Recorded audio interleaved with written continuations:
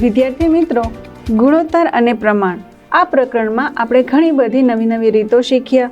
ગુણોત્તર શું છે એ શીખ્યા અને પ્રમાણ શું છે એ શીખ્યા. ગુણોત્તર એ શું છે? તો કોઈ પણ સંખ્યા હોય તો એના વચ્ચેની જે આપણે સરખામણી કરીએ. જેમ કે કોઈ પણ સંખ્યા છે, આપણે લઈએ કે 1 અને 12. હવે આને જ્યારે આપણે ગુણોત્તરમાં દર્શાવવું હોય ત્યારે આપણે પહેલી સંખ્યા, પછી જેમની નિશાની અને 12 આમ દર્શાવીએ અને આને અપૂર્ણાંક સ્વરૂપે 1/12 આવી રીતે દર્શાવી શકાય.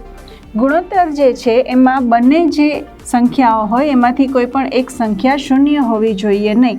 બંને સંખ્યા સરખી હોવી જોઈએ અને બંનેના એકમ પણ સરખા હોવા જોઈએ. ત્યારબાદ આપણે જોયું પ્રમાણ. પ્રમાણ એટલે આપણે કોઈ પણ બે સંખ્યા એકબીજા સાથે પ્રમાણમાં છે કે નહીં એ જોવાનું. તો અહીં આપણે 1 અને 12 એનું જોયું. એ રીતે આપણે 2 અને 24. હવે આ બંને સંખ્યા પ્રમાણમાં છે કે નહીં એ જોવા માટે આપણે શું કરી શકાય? તો આ જે મોટી સંખ્યા છે એનું સંક્ષિપ્ત રૂપ આપી અને જોવાનું કે બંને જે પદ છે એ સરખા થાય છે અથવા તો બંનેની કિંમત સરખી થાય છે. મોટી સંખ્યાઓ હોય તો બંને મોટી સંખ્યાનું અતિ સંક્ષિપ્ત રૂપ આપીને જોવાનું કે સંક્ષિપ્ત રૂપ જે છે એ સરખું થાય છે. અહીં આપણે 2, 12, 24 બરાબર 1/12 થાય છે. તો હા, બંને સંખ્યા પ્રમાણમાં છે. આપેલ કોઈ પણ સંખ્યાઓ હોય એને આપણે આ રીતે પ્રમાણમાં છે કે નહીં એ જોઈ શકીએ.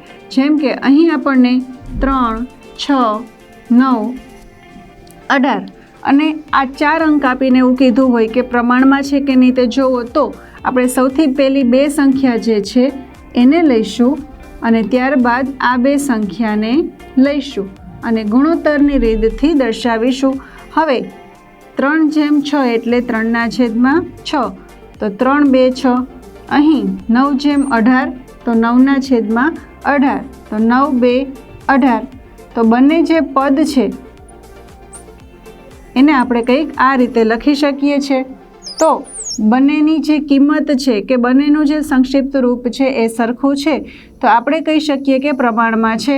અને એના માટે આપણે નિશાની જોઈ આપણે 4 ડોટ કરીએ છીએ એ દર્શાવવા માટે કે પ્રમાણમાં છે. આ પરથી આપણે ઘણા બધા દાખલાઓ પણ ગણ્યા. આપણને કોઈ પણ વસ્તુની કિંમત આપી હોય એ પરથી આપણે એકમ પદ્ધતિ એટલે કે એક વસ્તુની કિંમત શોધી અને પછી માંગેલ વસ્તુની કિંમત દર્શાવતા હતા. ચોકડી ગુણાકારની રીતથી તમે આ જે જવાબો છે એ ખૂબ સરળતાથી મેળવતા શીખી ગયા છો. પણ યાદ રાખો મિત્રો, ગુણોત્તર અને પ્રમાણ આ પ્રકરણ સરળતાથી કરવા માટે તમને ઘડિયાનું અને અવયવનું જ્ઞાન હોવું ખૂબ જ જરૂરી છે. તો આશા રાખું છું કે આ પ્રકરણ તમને ખૂબ જ સરળતાથી અને સરસ રીતે સમજાઈ ગયું હશે.